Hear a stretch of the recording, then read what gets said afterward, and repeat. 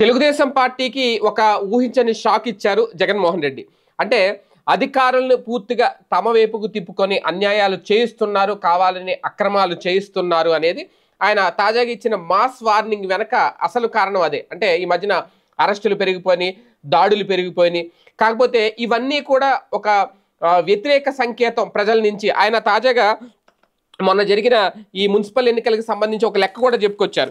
మొత్తం పిడుగురాళ్ళ దగ్గర నుంచి, తిరుపతి దగ్గర నుంచి వరుసగా అన్ని చోట్ల కూడా తమ పార్టీకి సంబంధించిన నాయకులు గెలుపొందితే మొత్తం 39 స్థానాల్లో 39, లేదంటే 49లో 48 ఇలాగ వాళ్ళు వరుసగా పిడుగురాళ్ళ, పాలకొండ ఇక్కడ వాళ్ళు గెలుపొందితే వైస్ చైర్మన్ని అక్రమంగా తమ పార్టీకి సంబంధించిన నాయకులు నియమించుకున్నారు అనేది. ఇదంతా ఇప్పుడు తాజాగా తున్లో కూడా జరుగుతున్న గొడవ అదే. ఇదంతా ప్రజలు అబ్జర్వ్ చేస్తున్నారు. అలాగే స్థానికంగా తమ బలం ఎంత ఉంది అనేది మరొకసారి నిరూపితమైంది. ఈ నేపథ్యంలో ఒక మాస్ వార్నింగ్ కూడా ఇచ్చారు.